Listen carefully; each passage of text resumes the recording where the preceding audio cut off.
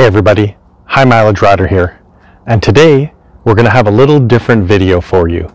It's still going to involve two wheels, but this time it's going to be on my 2021 Trek Verve Plus 2 e-bike. If you're interested, come on back.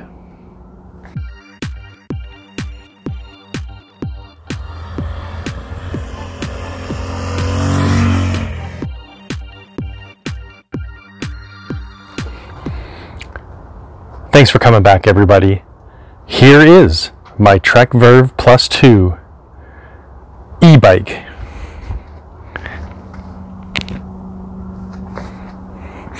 This one's obviously in blue, and I bought the step-through design because I'm not getting any younger, and neither are my knees or my hips. The bike also comes in a standard design with a bar across the top. I'll insert a picture here.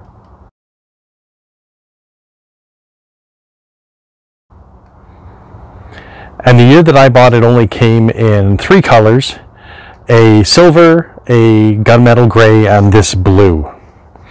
I bought this bike from United Cycle for $3,500. Comes in a medium, a large, and an extra large. It has a 250 watt Bosch active line motor.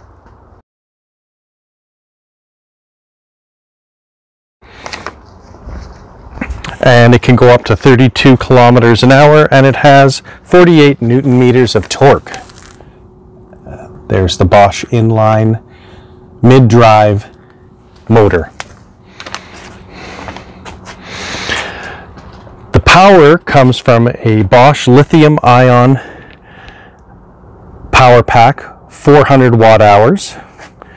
So they say in the manual for it that at 50% of charge it takes an hour and a half to get to full charge, and if you completely drain it, it takes 3.5 hours to charge completely. Your range is going to vary on this bike.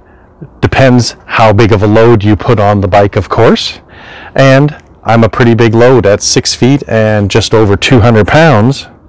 I'm getting about 80 kilometers in turbo mode.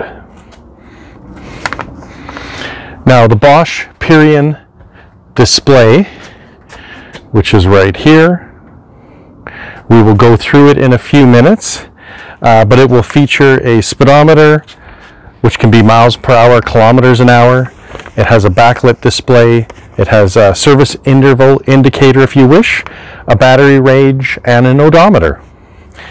There are 5 levels of assist at off: Eco, which gives you 40% boost, Tour, which is 100% boost, Sport, which is 150% boost, and Turbo, which is 250% boost. This bike also has a walking mode, which I will demonstrate when I go through the controller. And it's very handy if you're, say, going upstairs where they have a little ramp beside the stairs. You don't have to push the bike all the way up. There is an integrated rear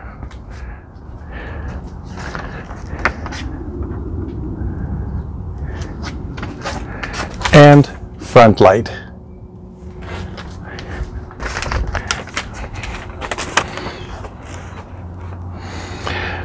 This bike comes with hydraulic disc brakes. We will insert some pictures here.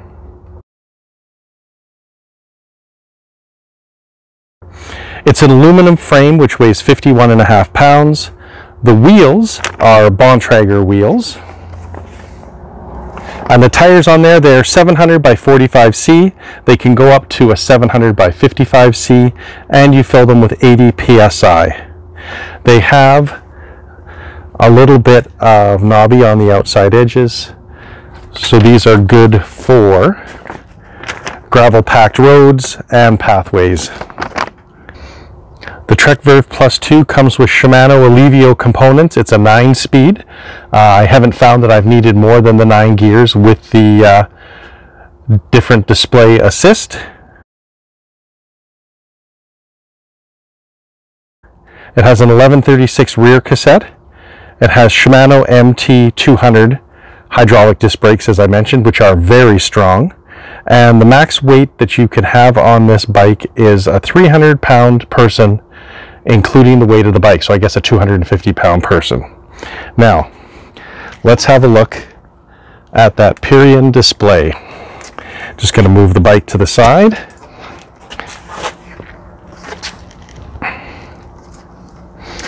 Okay, so the controls on this are very easy. There's an on-off at the top, walking mode at the bottom, and then plus and minus. So to turn it on, you just press the button. And there you go. So it is currently showing kilometers an hour, because I have it set for kilometers an hour.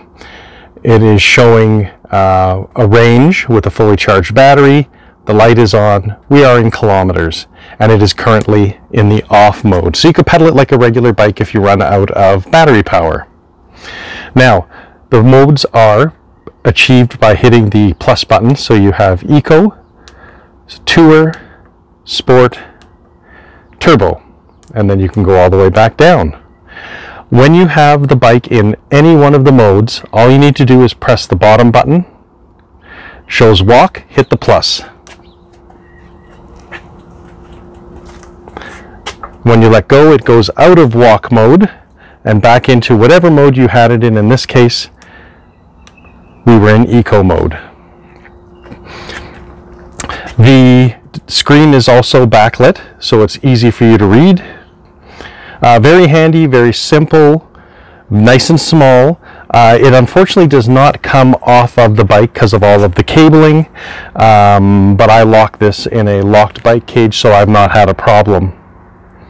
Now, the shifter, as I said, is a 9-speed, and it has the orange tab that will show you what gear you're in.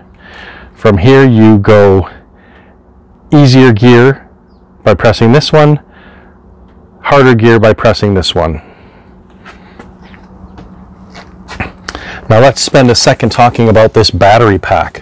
When the unit is on, now you can't see this, maybe you can see it with the light. It shows that there's full battery power there as well as on the controller. This battery can either be charged on the bike or off the bike. If you decide to do it on the bike, there's a little tab here you undo, you pull it aside, and there is the charging port for the proprietary Bosch charger. If you decide to take it off the bike, it's as simple as putting the key in here, twisting, battery comes out. And there's the port for charging. Putting it back in is very simple. All you need to do is line it up, click it in. Now I put my key on a lanyard because last thing you want to do is lose these keys. You can get another one made. In the package you get, there's a little key code, so you can get another one cut if you need to.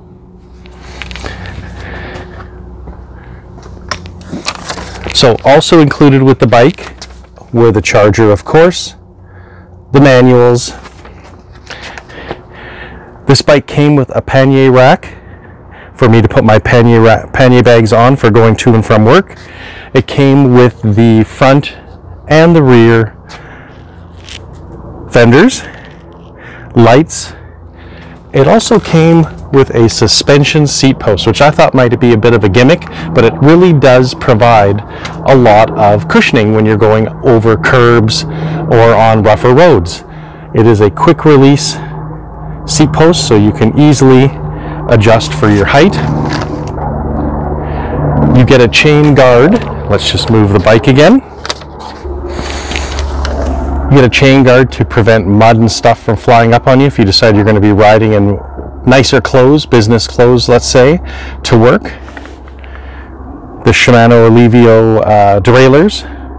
Again, the 1136 Shimano rear cog set. I put a matching blue bottle cage on just because it matched. Now, like any bike, there's going to be pros and cons, or like any product. So let's do the cons first. The main con that I find for this bike is that the front fender really does rattle when you're riding. I've tried adjusting the bolts here to make it more firm, but it is firm. It rattles something fierce, so it's a little bit loud. When I do the first service, I will take it back to the dealership and see if they can do something about that. But that's the only con I've had with the bike. My list of pros are quite long. It has a very good value for the money. As I said, this bike was $3,500. You can buy some that are cheaper, but I don't think they're as good a quality. I rode a ton of e-bikes. I rode Scott, Cube, and Giant. Along with those three, I also looked at some local companies. Edmonton e-bike, they sold a Chinese bike which had a rear hub motor, and it was made from a company, I believe it was called Shangzhou, out of China. Had more horsepower, had a bigger battery, but the build of the bike was very, very poor. When you look at a bike that is made from a bike manufacturer like Trek or Giant or Scott or Cube or Ridley or any of those companies, you look at the welds, they're very nice.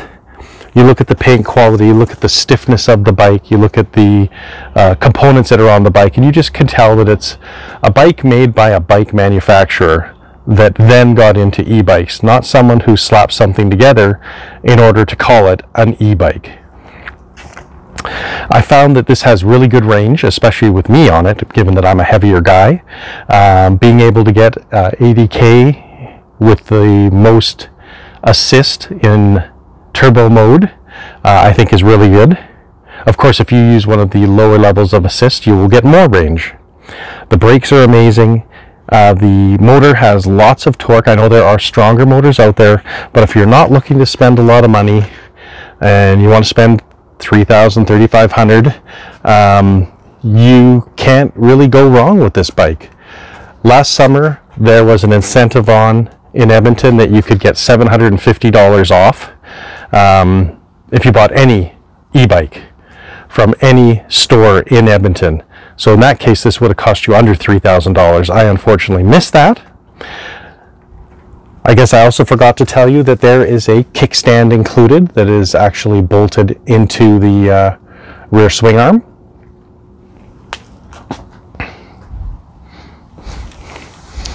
So I think this bike is a really good value for the money. I've been very happy with it. I've ridden it about 220 kilometers so far this summer. I've unfortunately been riding my motorcycle a lot, so not riding this as much as I would like, but a great purchase.